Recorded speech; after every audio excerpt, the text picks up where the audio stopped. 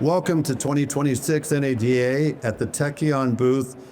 I want to put it on record first that every single year, this is by a long shot the busiest spot in all of NADA. I dare say it might be busier, Jay, than half the nightclubs in Las Vegas. So I want to start out by saying that, and also saying, this is the highlight for me every year is spending time in the Tekion booth with your folks and with your clients, because this is where innovation lives. And it's just such a pleasure to be back with you for 2026. So thank you for taking the time. Appreciate it. Always a pleasure. So if I could, can I start out with just a couple things on the high level? Number one, the growth it seems like to most would be unimaginable. And I want you to please take me back, say 2 years ago. What was the total number of rooftops a couple years ago? Well, before that, first of all, thank you. Always fun chatting with you. I appreciate all the kind words and continuing to, follow us and partner with me and my team. Yes, of course. Yeah, from do you say a couple of years? Couple of years. Yeah. Take me back 2 years, 3 years. Let's see, 3 years, maybe a few hundred, maybe 100, few hundred. 100. Last year it was about maybe 12. Yeah, 11, 12, yeah, 12. Yeah. And this year, over 3,000 Over 3,000 rooftops. Yeah. That's unimaginable growth for any company. But when you're talking about a solution of this magnitude, it's literally unheard of and it's unprecedented. I would love to know from your perspective, as you think about that and what your team has accomplished, what is it that you think is driving that level of acceleration and growth year over year over year? First, let me start, credit to my incredible team. I'm really, really proud of my team. Every part of my team, right? Starting from my platform, product, design, engineering, to my go-to-market team, sales, customer onboarding. I don't want to leave out anyone, but my team is incredible. It is the people, and they deliver the technology to start with, right? Next comes the technology. Right. We are proud of, this, and I know you're one of the very progressive thinkers in the industry. Innovation, I would say, not speaking innovation. Everyone can speak innovation. Showing innovation, right? You're here every year, and you see we push the bar higher and higher in truly innovating. Innovation means delivering great product and a product that delivers great value. And you know that I openly share numbers to say, because everyone talks about innovation. So we show innovation. I think that's the key for me. And one last point on that, David, you know that we don't do commercials, advertisements. This is the biggest spend we do in marketing and commercials. And the final thing I would say from a scale perspective is our dealer partners. It's the word of mouth. And you hear it, every 20 group. I spoke to many dealer groups yesterday, and I asked them, how did you come to know about Tekion? They're like, there are half a dozen of my 20 group dealers are all on Tekion. They just rave about you guys. So it's word of mouth from our customers. I see those, I feel those, and I hear those myself because, I have many clients that I work with across the country, groups, and I've literally watched them transition to Tekion from DealerTrack, from CDK, from Reynolds. I mean, there's options, that have been good options. People don't want good anymore. Good is not good enough anymore. They want great. Second thing is innovation. A lot of people talk innovation, but my fear is that when I actually look and I speak to dealers, too oftentimes the marketing narrative is more impressive than the technology. And I've seen dealers time after time, I can't even count, Jay, in the last year, who have told me they jumped onto an AI solution that turned out to not be a solution, and they dropped right back off that solution. So the next question that I have is something I talk about relentlessly. You see me talk about it in LinkedIn all the time. Yeah. Not all AI is the same. Yep. And I'm hearing words like agentic or we have agents, and I keep trying to teach people you can't have agents unless you have unified data, unless you go from a rested API, just simply means a normal API is you go out and pull or it pushes every so often. I have to have an always on API. I have to have full authority in your system. I have to have full access in your system. Right. I have to be able to do something from beginning to end without touching or talking to a single human. Is that fair? Mm-hmm. Yeah. So would you mind sharing the difference? What did it take? Because that's such amount of heavy lifting. Yeah. And what did it take to have that level of commitment? And you have great products. What you've announced this year, again, you keep surpassing every year. So we got T1, you got the first technician agent. Yeah. Think about that. Everybody wants efficiency. You've got the first service advisor agent. Think about MPIs. Think about client experience. And you have the biggest pain point of any dealership, and that's service scheduling. So what did it take to get there? And tell me, you must be so excited, so proud of your team. And Super excited, David. Super excited, first of all.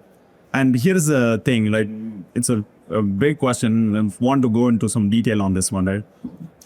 Even last year when we were here, there were a lot of questions from dealers, like, why can't you, you're the, great technology brand that we all are proud of. Why can't you launch agents quickly? We could have, and you stated it well. There are so many dealers who went on to agents and then turned it off, because you need to take true responsibility in delivering a product that, as I said, delivers great value. And there is so much in security and compliance and customer experience as well. So we invested a lot in platform, doing it ground up, first starting with your data layer, ensuring you have a solid data platform that is AI ready. And, I don't want to go into details to bore our audience, but there is so much involved in technology doing it right? Then you do compliance, then you do security, then you do your AI as a platform and a framework. Then you launch agents that truly connects and talks to each other, because, the workflow of a consumer, I'll go from two angles. The service advisor doesn't operate in a silo because he's heavily dependent on the technician, right? Who performs the repairs in the car. And you have to communicate a seamless, communication to your consumers, because consumers also are not operating in a silo. In fact, they hate operating in a silo. When they come into, like, say, for example, right, they call in to a dealership. And if you have an agent that books an appointment for them, okay, the agent does only the appointment booking. What if that consumer is already having a car that is being serviced in the service drive? And the experience goes completely in the opposite direction if you tell them, oh, can I help you book an appointment? Because first they want to know what's the status of my car, right? Or there could be a special order part that they're waiting on. They're like, oh, I already had booked an appointment and canceled last time and waiting on a special order part.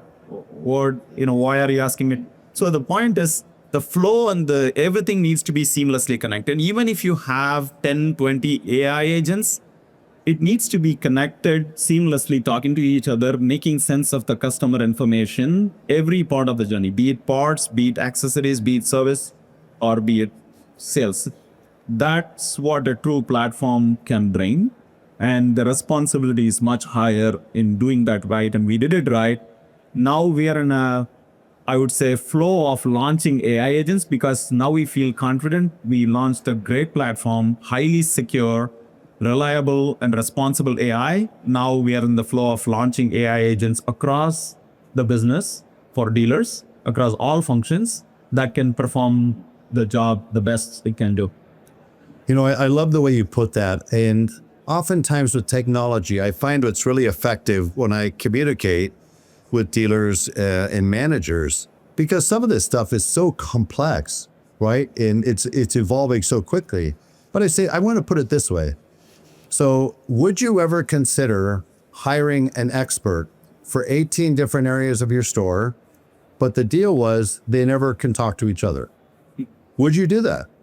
No, it'd be a disaster. I remember American manufacturers back in the 70s. I won't name the car or the brand, but of course you have a team working on the drivetrain. You have a team working on the chassis. You got a team working on the electrical, and they actually put the car together. And when they put all of that together, there was no room, literally no room, to be able to get to change the spark plugs of oil. So you know what had to happen? You had to pull the entire engine out every time the technician to just change spark plugs. So even though the book said this should take an hour, it took 6 hours. And so getting that right and having the ability to have that conversation across the network. And again, you can't do that unless you have full authority and access across every aspect of your system. And that's unusual. One other thing you just mentioned that I think is so critical, I see some companies out there that will touch on the fact that they're SOC 2, but not SOC 1, not ISO 77, not ISO 77200. I don't think there's a single company that has achieved what I know you just achieved. And the reason why it's critical for everybody listening, please pay attention. On top of everything else with AI creates also more danger for your data. Imagine opening up, people will think, hey, I put a firewall on my router at home. That's great. What about your TV? What about your smart refrigerator? What about your Ring doorbell? There's 17 other ways I can get into your particular house and your information. Would you mind talking about why this is so important for dealers to understand the new ISO certification? Yeah, thank you for calling that out. I did it. As part of investing in the foundation, and our philosophy itself, we don't say this lightly because we take huge responsibility in saying we are the most secure and reliable platform in the industry. We want to extend that with AI, and you're absolutely right. The scale of a potential problem, right, can be exponential with AI. And I'm sure you've read about and people are seeing the wild things happening with OpenClaw, right? There are different names for them, the anonymous agents, how they can go wild if you don't have the right level of security layer. So for us, it's a couple of things. So one, we genuinely go through that rigor. It puts my team in the lens of external auditors, because external auditors have to come and check. It's high standard, right? How are we treating our data, right? Is it being handled securely? How are we training our AI models? Because this is a certification that specifically is for responsible AI development. So how are we training our models? Are we showing any kind of different types of biases in terms of training the models? And then are we having good ongoing process to maintain that level of standard? So we are glad that we went through the rigor. It was a lot of heavy lifting to do it for the team, but it's the right thing to do. So now we are confident the platform is secure, compliant, and resilient. Now we can confidently keep launching more AI agents and features.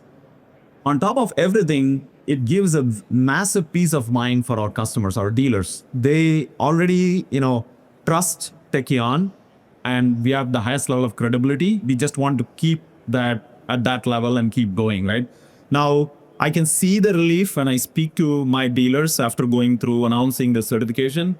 They are absolutely thrilled. They're like, oh my God, okay, even without that, we will trust Tekion. With that, it just gives us that peace of mind. Like, this is the AI we want to use in our business.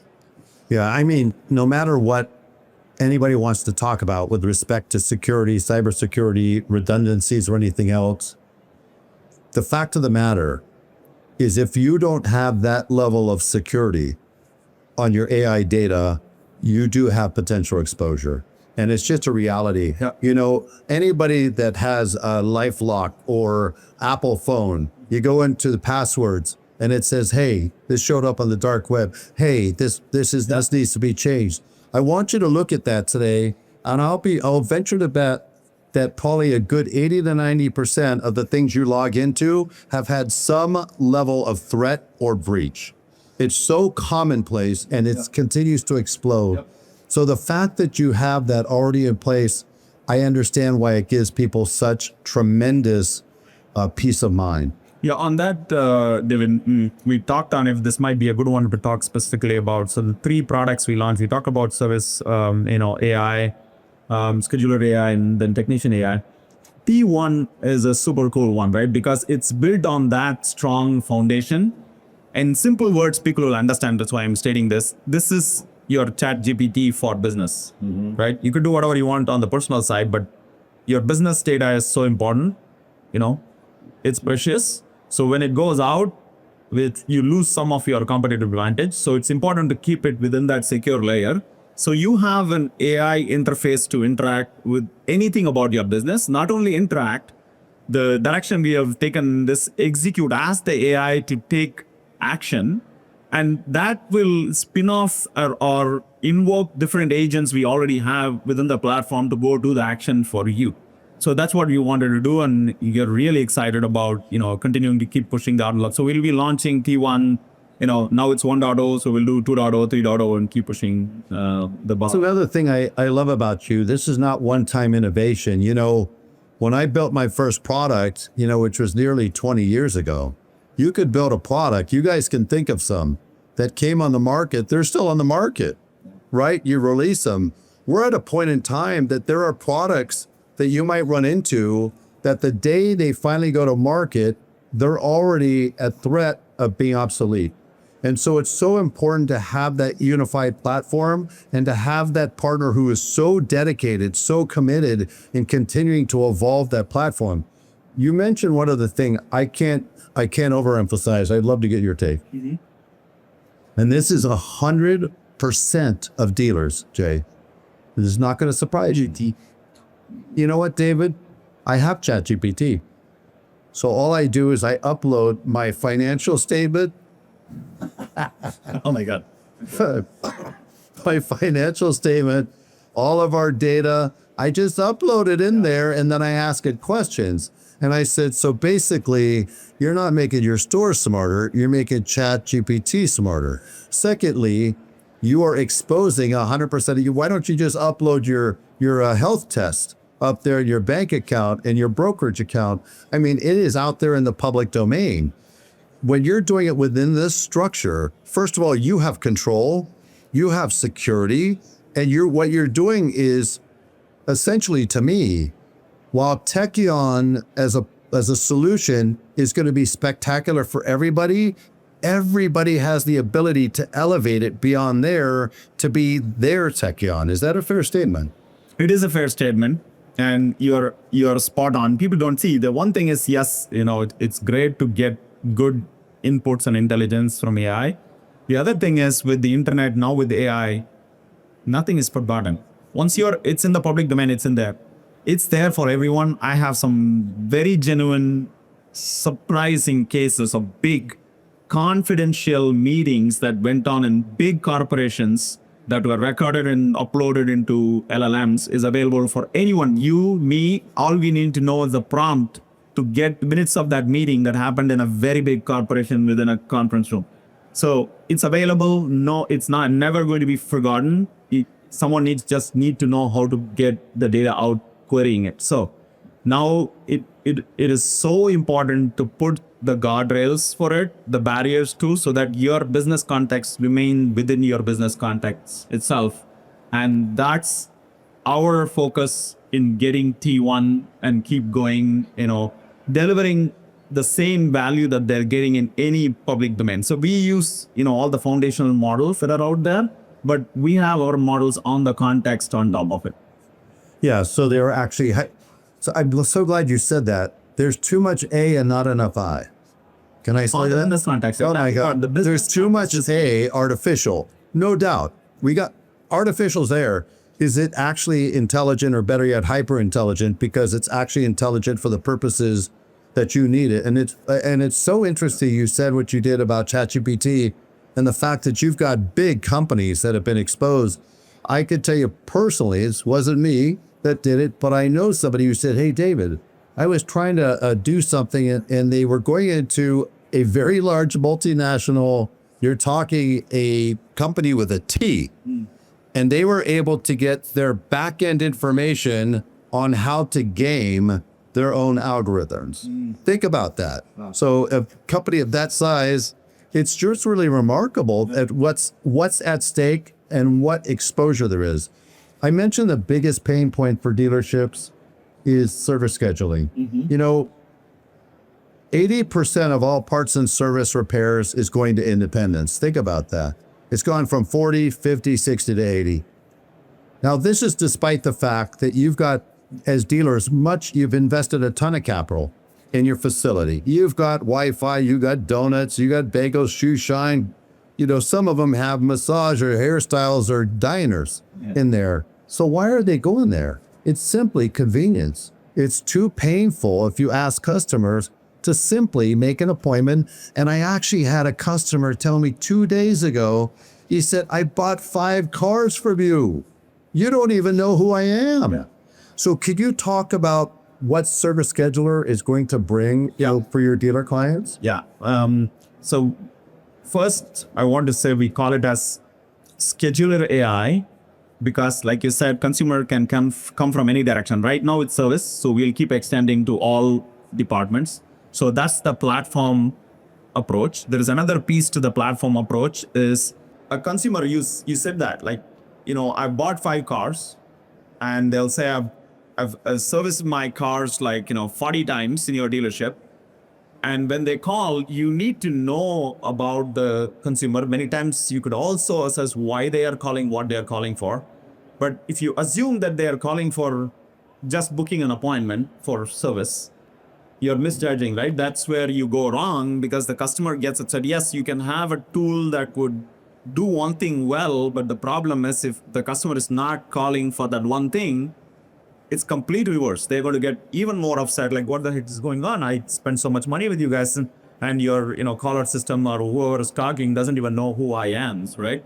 So it's important. That's another thing that goes back to the platform, so that you first have all the information. Now you have an AI that crunches every information about that consumer. They know the number that they're calling from. If it's already in the system, they can just connect all the dots and say, okay, they bought 5 cars, serviced 40 times, spent this many dollars. It's highly likely they are calling for a status because their car is already in service, or they're calling for a new appointment because their service is already due, or you already sent that campaign. So that piece is so important. The second part you talked about is, David, you know this very well. Every survey has told, consumers has loudly spoken, time is the most valuable thing for them. It's not the dollars. Yes, dollars matter, but it's not the top one. The most important one, especially when it comes to service, I would say even in sales, is the time. So you have to treat the customer's time as precious. Yes, it's all great to give, like you said, massage and donuts and coffee and all of those, but honestly, they're not there for that. They want to get the work done, they get their car fixed, use their time most efficiently, and move on. What dealers have done in the good intention is to fill the time they're trying to make. Good experience. So that's exactly right. All they're doing is, it's almost like, and please don't hate me, no hate mail.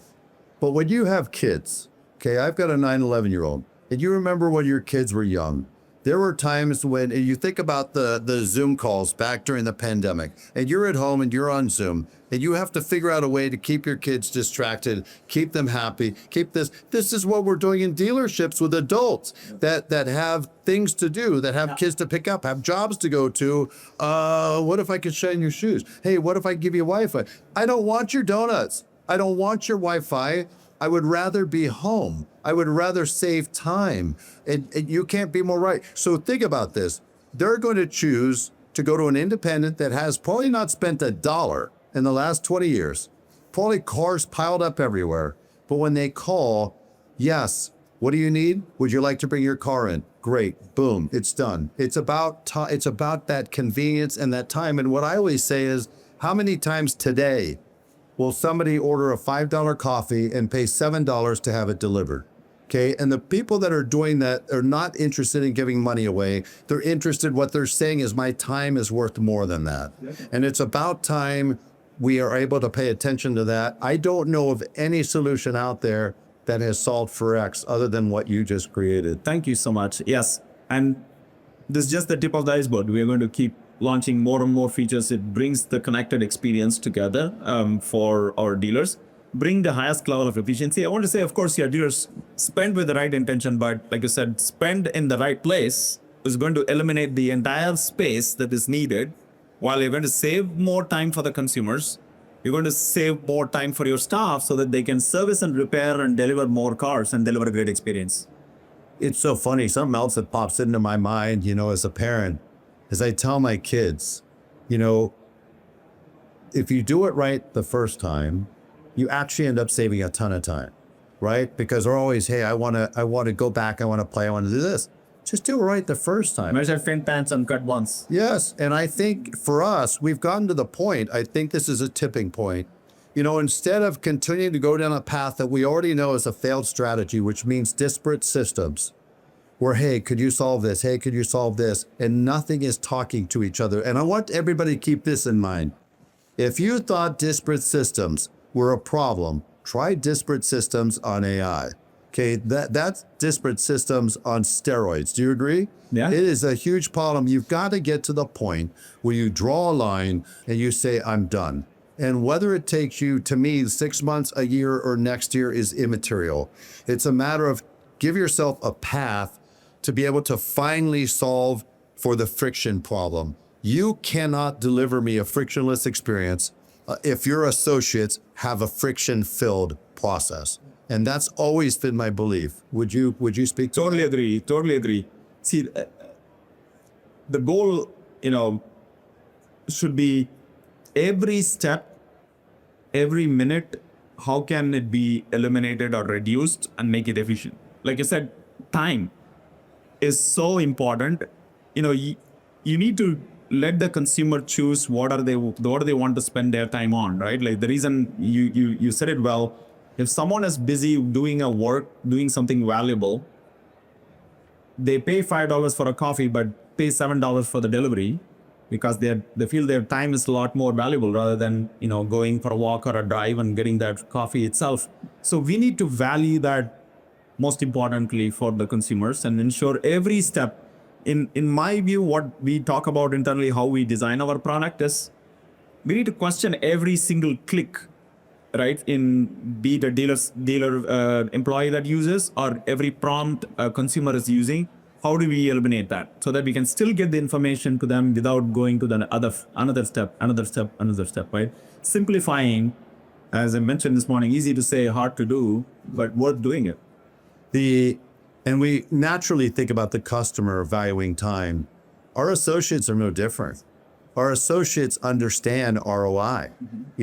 Doesn't matter, if they went to college or not, or what position they're in. They understand ROI. If I have more time to be productive, the friction goes down. Yeah. My job satisfaction goes up. Your associate retention goes up. As a technician, I become more productive. Yep. You think about your technician AI and what that's going to do.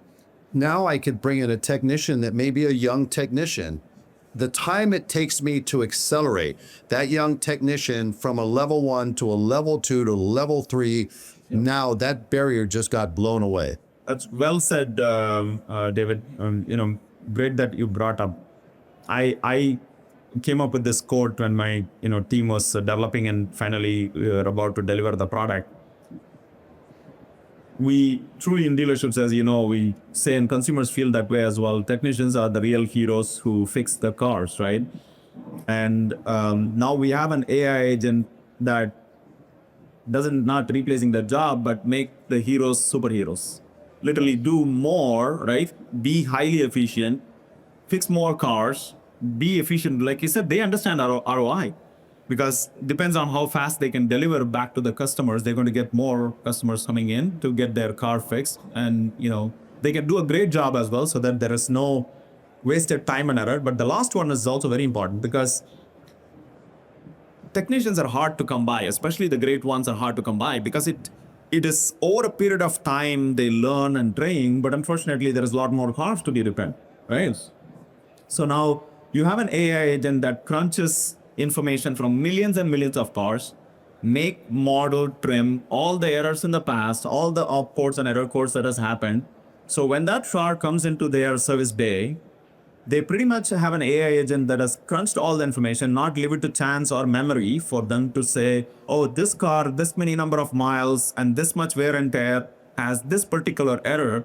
Instead of them spending a lot of time debugging, the AI will already kind of almost pre-fill the information in the MPBI and say, hey, this car most likely has this problem. But end of the day, the final decision is the technicians. They review it and say, oh, cool, okay, I didn't have to spend this extra half an hour to go verify this, and then move on so that I can submit the MPBI form. So you can see how valuable that is, right? Yeah, just going to stay there, right? Just real quick as we head to wrapping up. I noticed something over the last 4 or 5 years as I work with dealers across the country. And I have more and more dealers that have transitioned to Tekion. I could separate dealers in 2 distinct groups. The ones that have not gone on Tekion, what they tend to focus on is they say, listen, here's what I have, here's what I'm paying, and here's what I can do. To do the same thing with Tekion, how much is that going to cost me? And it tends to be very black and white and binary. And they're trying to look at it side by side. But what's interesting about the other group, the group that are on Tekion, they don't talk about that. They don't talk about that at all. What they talk about is the indirect ways that productivity's gone up, that hiring's gone up. Doug Ero at Longo. Yeah. I couldn't hire Gen Zs and millennials before. They weren't interested. My old joke is, it must feel like, if you just get out of college and you've been exposed to AI and technology and everything else that's out there, and you come to my store and I say, hey, man, congratulations on getting that degree. Come on over here. Let me show you how a fax machine works. Let me show you how a copy machine works. It's almost like we can teach you to be a blacksmith in the year 2026. And they're looking at it and they're saying, listen, I'm not thinking about today. I'm thinking about my career, 20, 30 years from now. What Doug, what Finn Ewing, what all of these folks, I see around the country, Rich Wass and all these folks I talk to, is they notice productivity goes up. They notice cost goes down. They notice retention gets higher. They notice when I invest in an employee, the employee stays. And you know what? They're also happier and they're more productive. So it's really incredible that once you get on there, the amazing surprise, the icing on the cake, is you came in knowing what this was going to do, and then you get blown away with what it actually can do.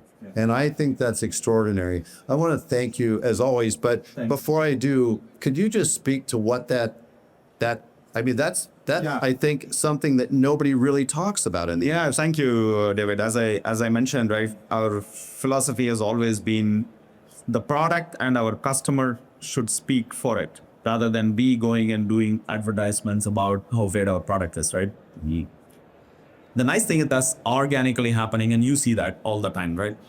And then now you shift the complete mindset. It's been hard work, but it's come a long way, and now dealers get it right away, because we want to shift from this DMS being just an expense, and they always have gotten used to for decades to compare, because DMS has never evolved, never innovated, never delivered anything. They just were, getting like a utility. Yeah, ringing the cash register exactly like an utility, right? They don't deliver any additional value or services.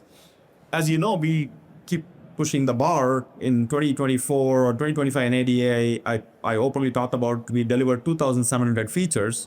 Last year in 2025, just shared it last night in my keynote speech last afternoon, is we delivered 3,000 new features in 2025, right? So we keep innovating. Now, comes down to show me the money, right? Like, yes, you can talk about price all day, but it's about value, what value I'm getting. Now, even there, we track all kinds of data. I shared it in my keynote, and I'll send you this slide. I think you should be able to share it in this thing. So this slide, we just picked the top 3 metrics that most matters for dealers. So there is an industry average for all of these. There is dollars per auto, okay, which is $461.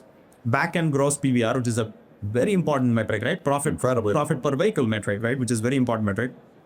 That is, $1,666. Okay, that's an industry average. And F&I product index is 1.56. Here's the top 25% of Tekion dealers, right? Their numbers, 40% higher than the industry average in dollars per auto. 40%, from $461 to $761. Wow. And then back-end PVR, another super important metric, 72% higher. Wow. From $1,666 to $2,869 average, right? And then F&I index is 60% higher from 1.56 to 2.64. Now, the final one, doesn't matter how you operate your system. As long as you're a dealer that's on Tekion, doesn't matter whether you're on top 25%, top 75%, or a top 99%, you're still above the industry average by 21% in dollars per hour, by 11% in gross PVR, and 5% in FMA index. Wow. So just it's being on Tekion, you're above the average industry. And of course, on top of it, if you're a great operator and if you adopt the platform the best, then everything keeps going up significantly. So that's what matters, right? Eventually, it comes down to the end result, the end outcome, how we deliver value. I'll end on this. So, all the economists, there's a lot of hypothecation out there in terms of where are we going? We are a new car industry, but here's the challenge. Two things. I want you to think about if there's any other industry on planet Earth that if we met each other at a dinner party and you say, hey, David, what do you do? And I say, well, I'm actually a commercial developer. You say, is that profitable? It's incredibly profitable. Hey, David, what do you do? I'm a software. We develop software. Is that profitable? It's incredibly profitable. What do you do? I'm a new car dealer. Is that profitable? No, it's wildly unprofitable. When you look at your new car departments, in almost every case, they actually are killing your net profit. And number two, the SAR is not moving. So I can't expect to get there by going back to 17.5 million cars. We have an affordability problem that is widening. It's not narrowing. Okay. So what's happening is I have to find another way to extract maximum profitability. And, Peter Drucker, father of American business, said there's 3 ways you could grow your business: find more customers, sell more per transaction, or get them to come in more often. You just delivered on all 3 of those, and you're allowing me, even if I don't sell more new cars, I'm making more money. And at the same time, I'm delivering a better experience, not only for my clients, but for my associates. I just have to congratulate you and every member of the Tekion team for your relentlessness in terms of always wanting to get better for the client. Thank you for taking the time. Ready? Thank you. It was really wonderful. Thank you so much. Always a pleasure. Thank you.